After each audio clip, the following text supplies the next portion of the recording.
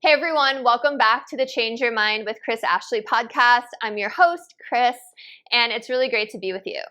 Today I'm going to talk about something that I'm really passionate about, and that is quantum physics. And quantum physics has gotten sprinkled throughout a bunch of different episodes of this show, but I haven't dedicated a whole show just to it, which is crazy because I geek out about this stuff. I love talking about it.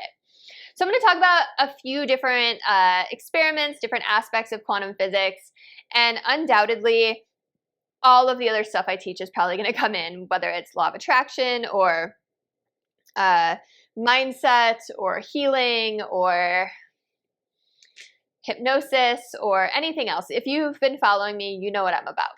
So let's get into it. Hi, I'm Kris. When I was younger, I went through trauma that caused me to feel broken and lost. But my life changed after I had a spiritual awakening.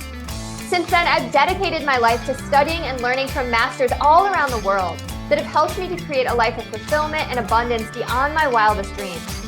Now I'm dedicated to sharing everything I've learned so that you don't have to suffer for decades like I did. I've seen people's lives completely transform, and I share it all right here. So I feel like I need to start with the delayed choice experiment because it kind of sets the foundation for what quantum physics is about.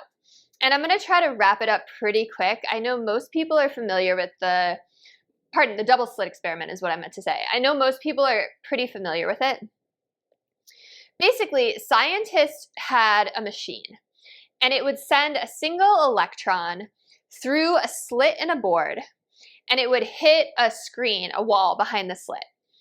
And if it showed a specific pattern on that wall, it meant that the electron traveled as a particle. And when they sent it through, they showed the particle pattern on the wall. No one's surprised. This is how we view the world, that matter is made of particles, right? You can touch things, like everything's tangible. That was the Newtonian version of physics. So they added another slit into the board, and that's when things got really interesting. So when they added that second slit, what they got on the back wall was a wave pattern. And to have a wave pattern insinuates that the particles somehow split, the electron somehow split, and the two pieces interfered with each other and then created that wave pattern. And so they were like, well, that's not right. So they set up a detector in the room, or camera, or something to watch it happen so they could see what was happening. But every time they had the detector on, only a particle pattern appeared. Every time they turned the detector back off, a wave pattern appeared. So what it taught us was that by observing something, consciousness is actively creating, and that matter, electrons, matter, what we are, is actually waves, but it appears as particles. Now, some other scientists took this a step further and created the delayed choice experiment, where they had this specific crystal, and they used a photon of light this time instead of an electron. They had this certain crystal next to the slit it was a single slit, and it would split the photon of light. And these two photon pieces would go in different directions one would go towards the wall, and then one would go towards the detector. And they were like, this is how we're going to catch it. So the same thing kept happening. Every time that the detector was on, there was a wave pattern. Every time the detector was off, there was a particle pattern. So then they got really smart, and they moved the detector way back in the room so that the first piece of photon would hit the wall before the second piece would pass the detector, because, as they thought, information can't travel backwards in time. But the same thing kept happening. Every time the detector was on, there was a wave pattern, or there was a particle pattern. There was a particle pattern. Every time the detector was off, there was a wave pattern. I might have said that backwards a second ago, but you're following along. You get it. So this basically said that information can travel backwards in time, and this just blew everyone's minds. So the takeaway is that matter is all energy, it's all vibration, it's all wave, but it appears like particles when you observe it. So the many worlds theory is a theory in quantum physics, and it's my favorite to talk about because it is just fascinating. So the many worlds theory says that, we know already that electrons are waves, and they exist in this wave function. And you could think of it like a cloud or a realm of possibilities. Now, it exists in all places at once in this wave function. But as soon as someone observes that electron and looks at it, the wave function collapses. And what that means is the particle appears at one point in time and space only. So the quantum physicists posit that every other place that particle could have been inside that wave function actually exists in another reality, in a parallel reality to our own. One that exists in the same time and space as ours, but it's a world that we can't see, which is freaking fascinating and amazing, right? And then you have, people like Dolores Cannon, who I have talked about a lot on this show. I had a whole episode, but she was a past life regression hypnotist. She hypnotized all these people into these amazing past lives on Earth and way off Earth as well. And she, from her clients, got the information that we are not complete souls. We are fractions of a soul. So every time that you make a choice, your timeline branches. So you consciously live out the timeline of the choice you made, and another version of you on another timeline lives out the other choice. And then each time those two versions have to make a decision, the timelines split even more, and pretty soon, you could see how these just branch off, and there's infinite number of timelines or plays starring you as the lead actor. Now, it's so fascinating that quantum physics essentially backs this up. That's what I love about quantum physics. It backs up what all of these mystics and teachers and spiritual leaders have been saying for eons. Some of what quantum physics talks about is backed up in some of our most ancient texts. And that's what gets really exciting, right? When you can back up that stuff. Because it's easy to talk about all the stuff that I love to geek out about, and someone can just say, oh, that's so woo-woo. But when you can back it up with quantum physics, when you can back it up with neuroscience, when you can back it up with biology, like I did a couple episodes back, that's when it gets really exciting, right? Because that's when you start to change people's minds. That's when they're like, huh, okay. Because some people, this is deep, hidden, sacred knowledge. And you know this in your very DNA. And, there might be a little piece of you that you get goosebumps when I talk about certain things, or, I don't know, it just feels right. But to be able to back it up with science, that just makes it so much more believable for so many people. So that's the many worlds theory.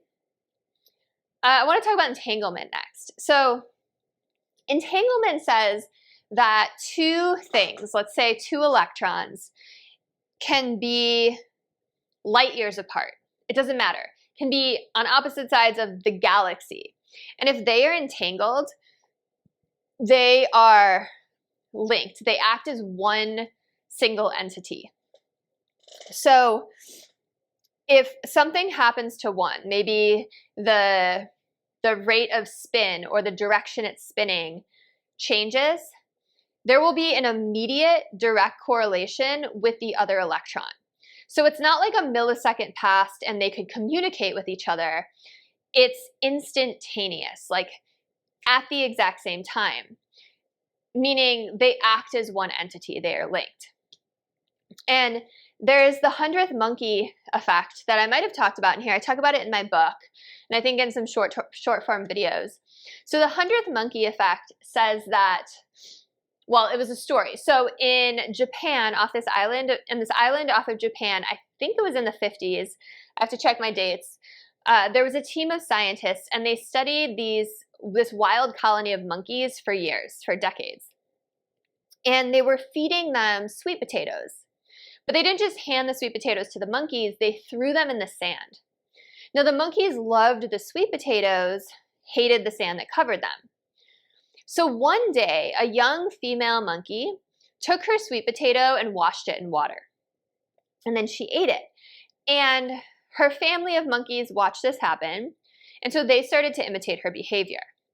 And then the other monkeys in the colony started to imitate her behavior until more and more monkeys were doing it. And then there was a tipping point that was just reached. And at the same exact time, monkeys on the entire island, as well as monkeys on other islands and mainland Japan, all started washing their food in the same exact way. Now, it gives me literal goosebumps every time I talk about this. So it's like the information was uploaded into the collective consciousness of the breed. They're all entangled, and this goes back to quantum physics. So Drunvalo Melchizedek, who wrote The Ancient Secret of the Flower of Life, which was the book that led to my spiritual awakening, says that each breed, each species has a grid around the earth that connects it to every other member of that grid. And when new information happens, it uploads into the collective consciousness. It's really fascinating stuff. And you know, this is what's so exciting. Quantum physics says that we are all connected, right?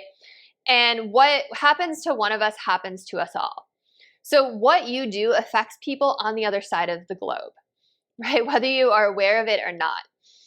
And when you make someone feel humiliation or anger or guilt or shame or sadness, by the way, this is why I hate cancel culture.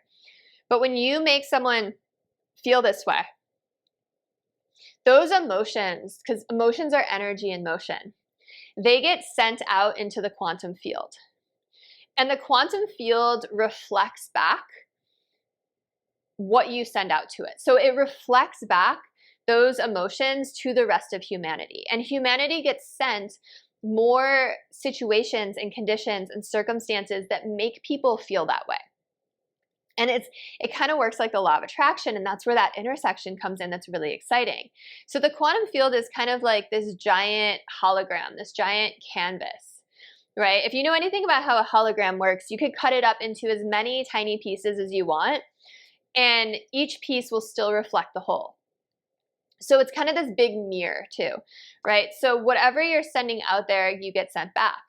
And that's really exciting when you're manifesting your life, but when you're going about your life unconsciously, then that's when the law of attraction comes in, right? In the quantum realm, like you're going to get more of that back to you.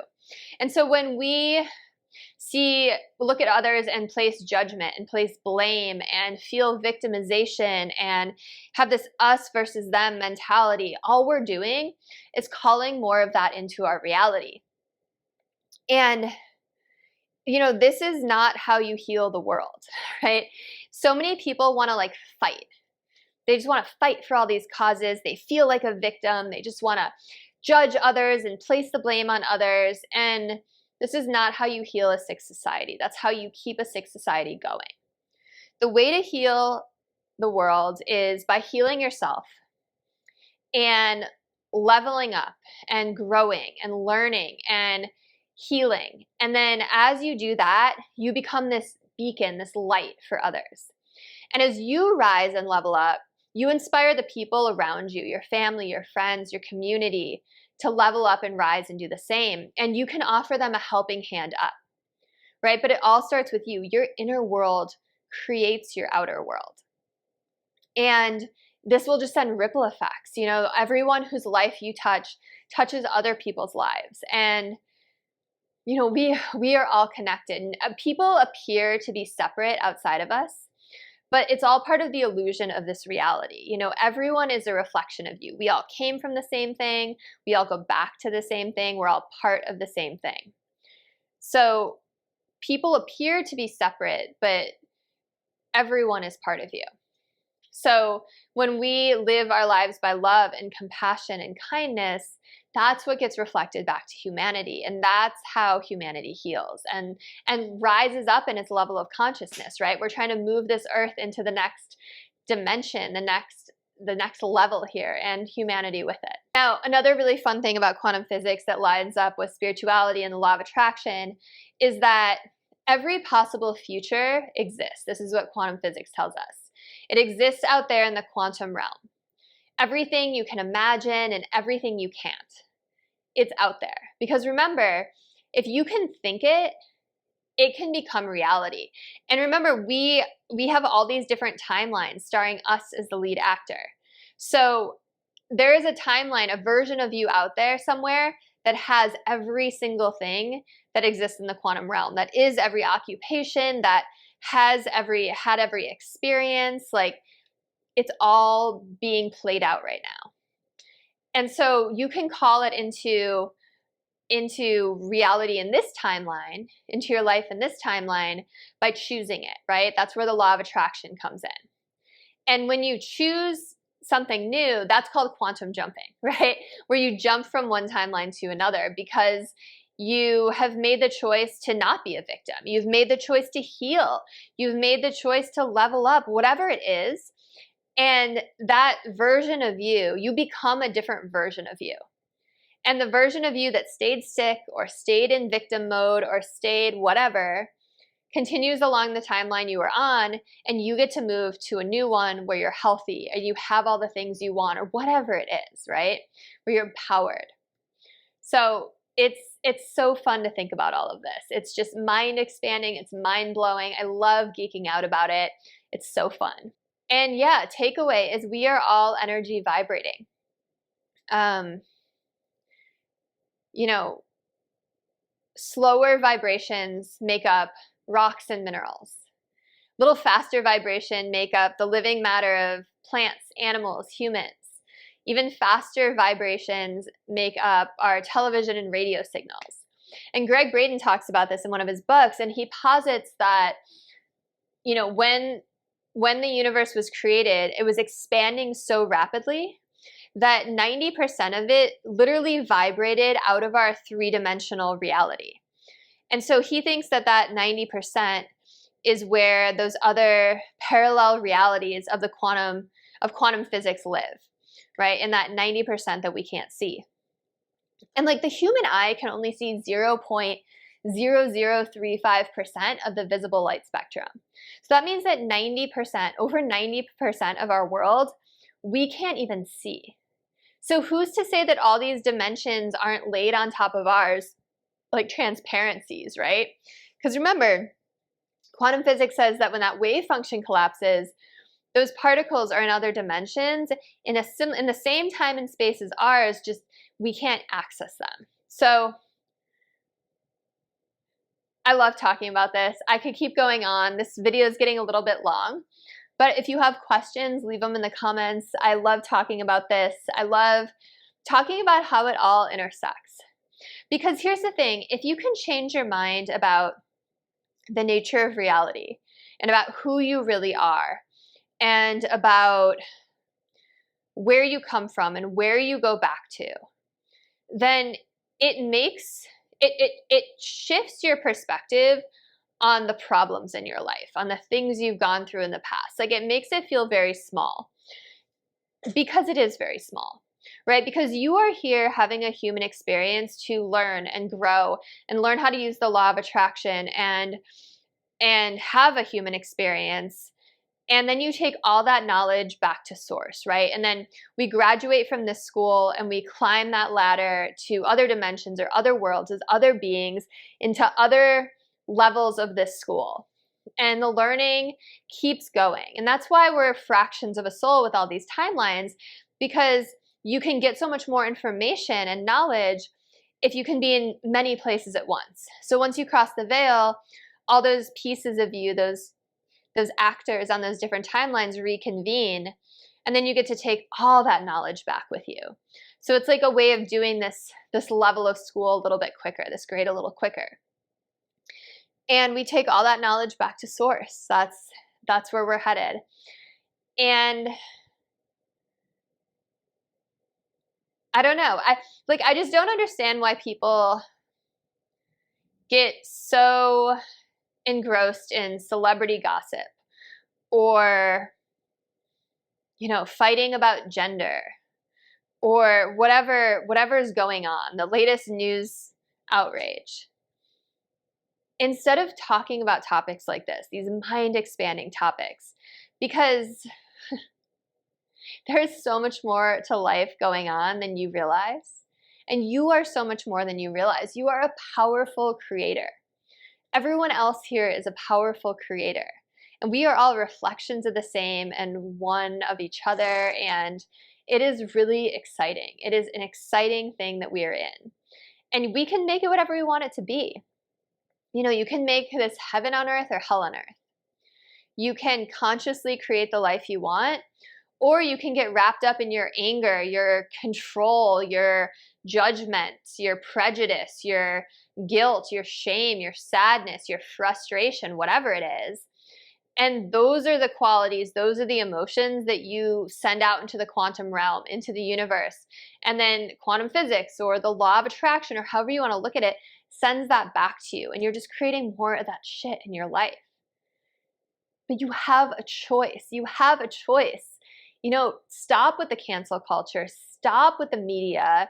Stop with the social media, unless you're looking at like amazing enlightened stuff. Like that's my whole feed, that and animals. And,